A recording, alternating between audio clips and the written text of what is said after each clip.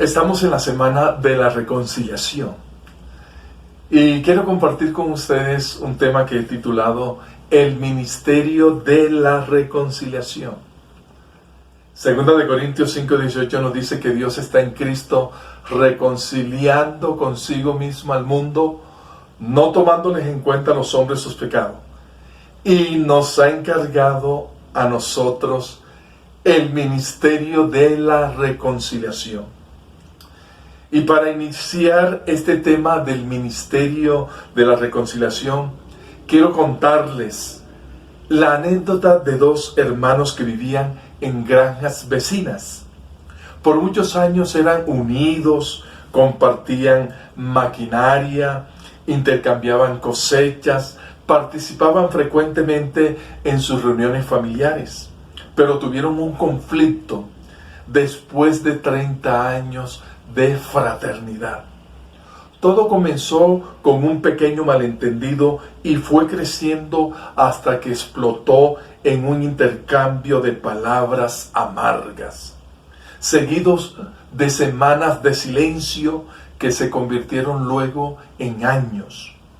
Una mañana alguien llamó a la puerta de uno de los hermanos.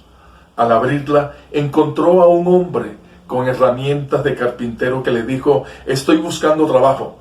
Tal vez pueda ayudarlo en alguna pequeña reparación en su granja.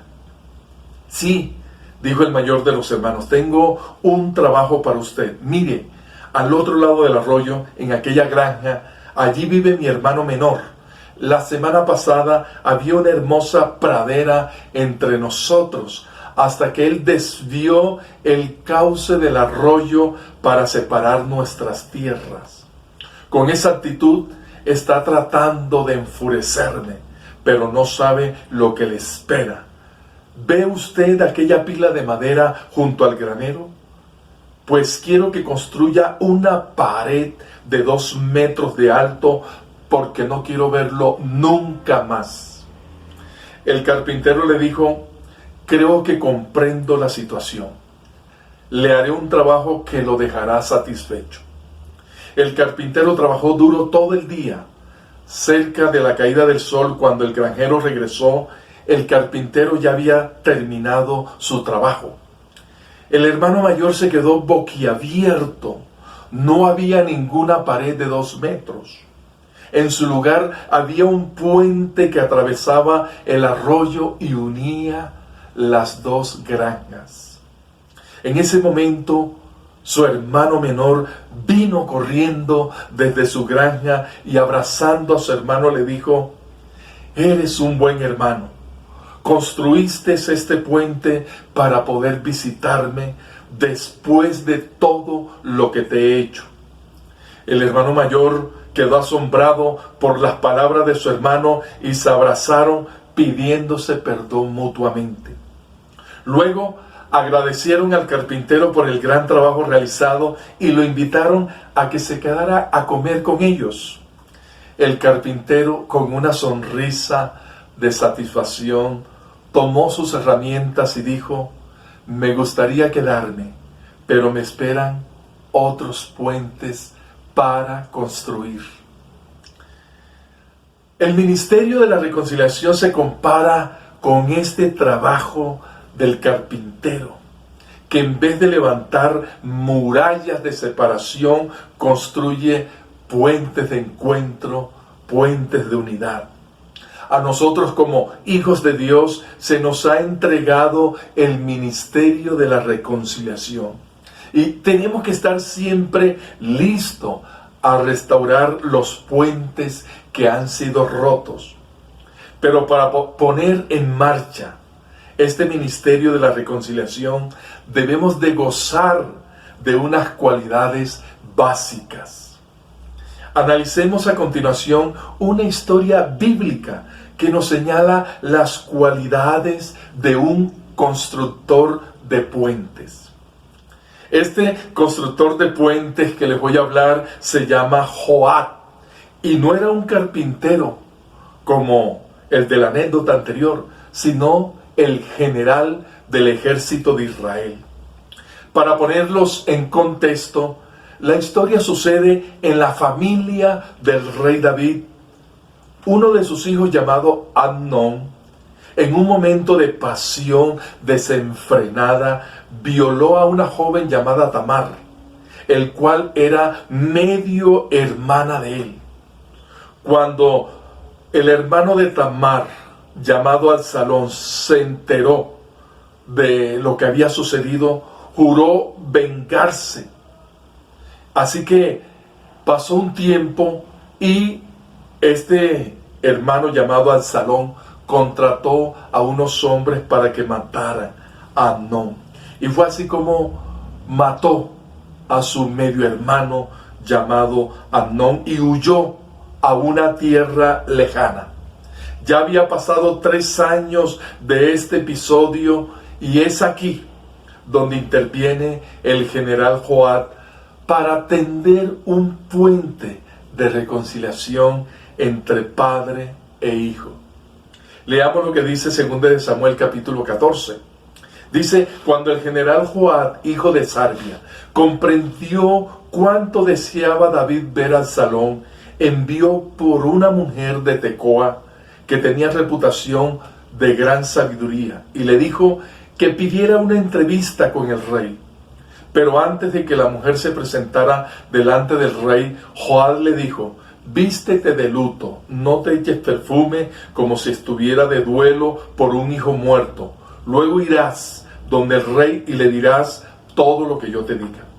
Cuando la mujer llegó ante el rey, se arrojó con el rostro al suelo frente a él y clamó: mi señor, por favor, ayúdame. ¿Qué te pasa?, le preguntó el rey. Soy viuda, contestó ella, y mis 2 hijos tuvieron una pelea en el campo. Puesto que no hubo nadie que los separara, uno de ellos mató al otro. Ahora el resto de la familia pide que yo entregue a mi otro hijo para ejecutarlo por haber asesinado a su hermano. Pero si lo hago no tendré ningún hijo, y el nombre de mi marido será desarraigado de la tierra. Déjalo por mi cuenta, dijo el rey. Yo veré que nadie lo toque. Gracias, mi señor rey, contestó ella. Yo llevaré la culpa si lo critican a usted por ayudarme de esta manera. No te preocupes. Si alguien te amenaza, avísame. Yo puedo asegurarte que jamás volverá a molestarte. Entonces ella dijo: júreme por Dios que no permitirá que nadie le haga daño a mi hijo. No deseo más derramamiento de sangre. Prometo por Dios, respondió él, que ni un solo cabello de tu hijo caerá a tierra. Ahora, déjeme que le pida una cosa más, dijo ella. Habla, contestó el rey. ¿Por qué no hace usted por todo el pueblo de Dios lo que ha prometido hacer por mí?, preguntó ella.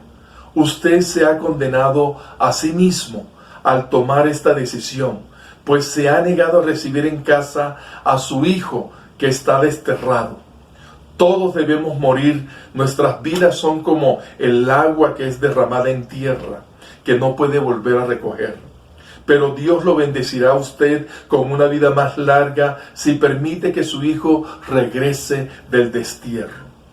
Pero yo he venido a rogarle por mi hijo, porque mi vida y la vida de mi hijo han sido amenazadas, y yo me dije, quizás el rey me oirá y nos librará de los que quieren acabar con nuestra existencia en Israel. Si el rey nos dará paz nuevamente. Yo sé que usted es como el ángel de Dios y puede discernir entre el bien y el mal.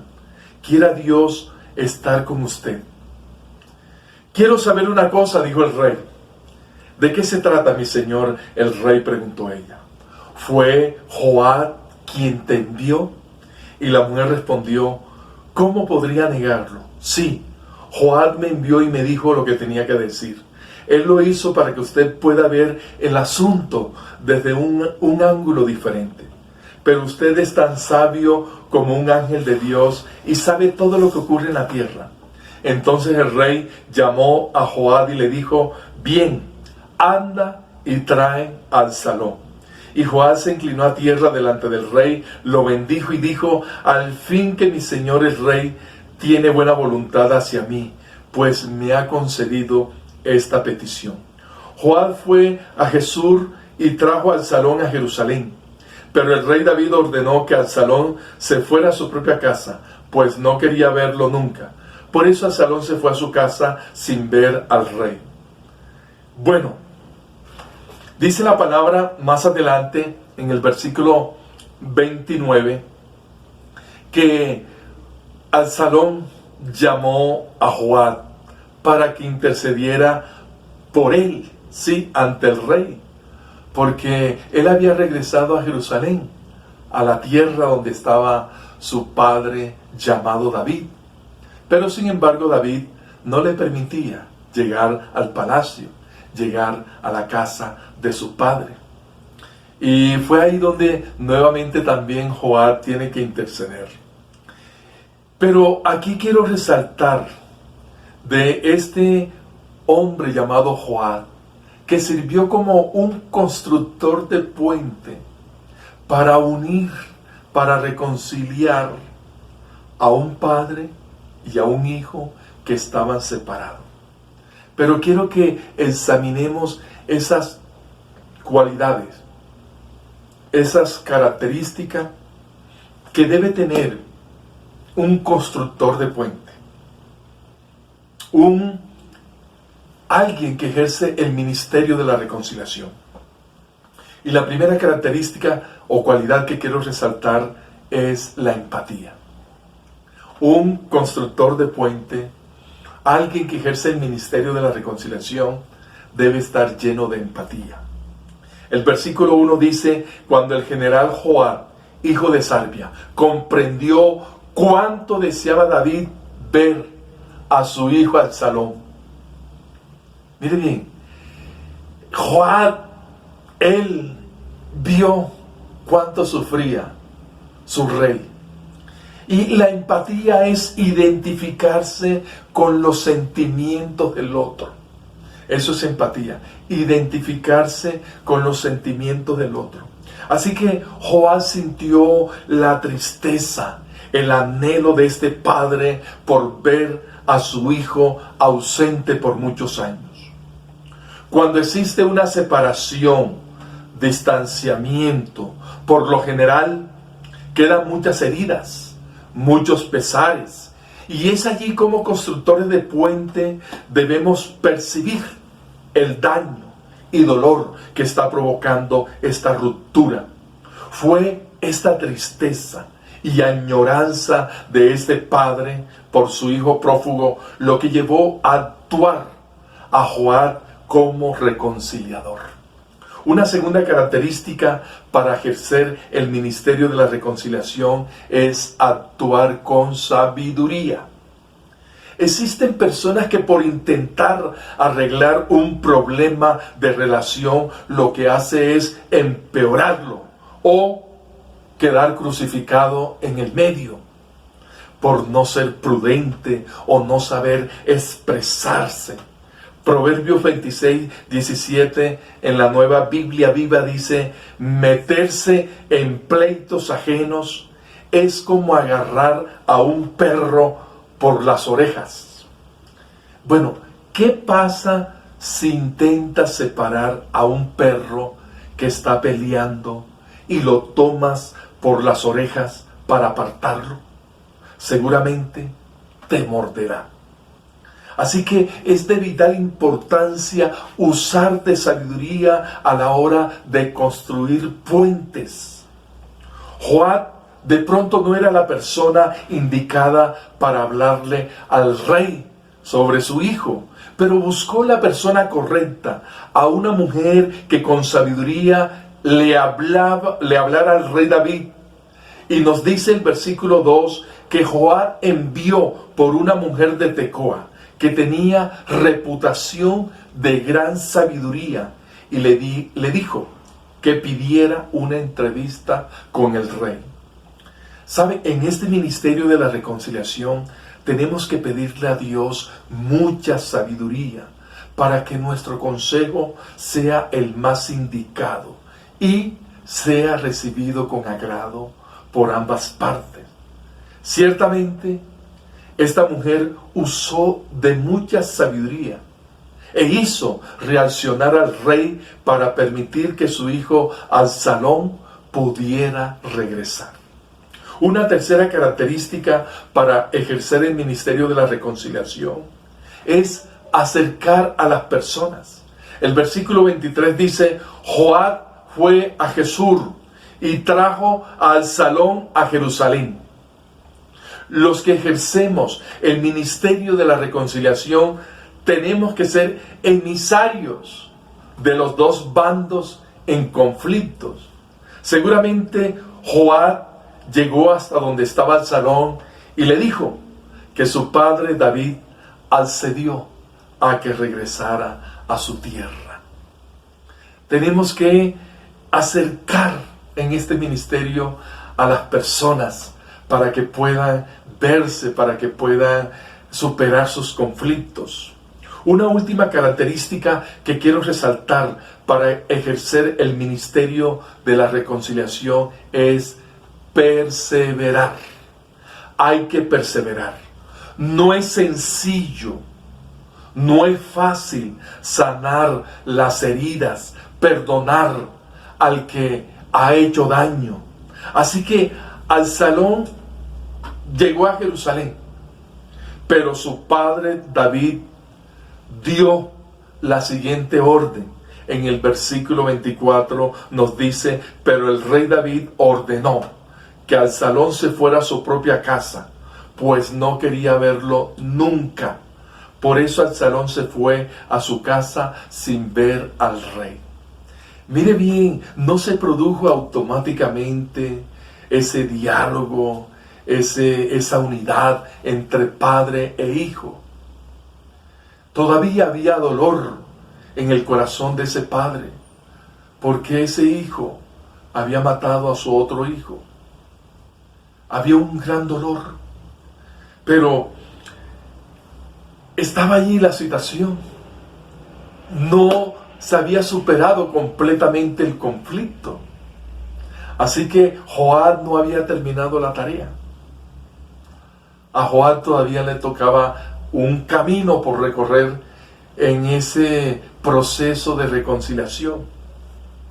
Y sabe, muchas veces el orgullo puede más que nuestro corazón. Este padre anhelaba ver a su hijo, dice la palabra, y lo mandó a traer de lejanas tierras. Pero ahora le dice que no venga a su casa.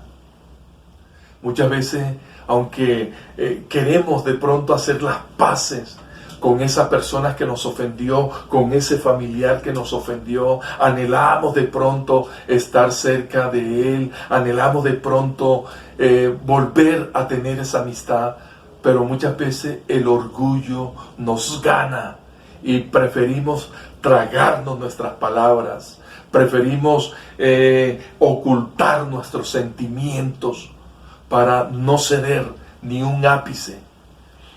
Así que Absalón le dice a Joab que le dijera a su padre por qué lo hizo venir de tan lejos si no quería verlo. Pues mejor habría sido quedarse allá.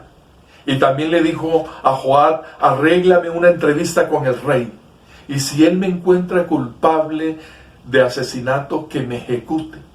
Entonces Joab, dice la palabra, le comunicó al rey lo que Absalón había dicho, y al fin David citó a Absalón, y éste fue y se inclinó delante del rey, y David lo besó. A veces las reconciliaciones tienen tropiezos, pero no debemos desanimarnos. Debemos perseverar, seguir ofreciendo nuestros buenos oficios como intermediario, seguir orando, seguir tendiendo esos puentes para que haya esa unidad. El resultado de esta historia es que padre e hijo pudieron reconciliarse.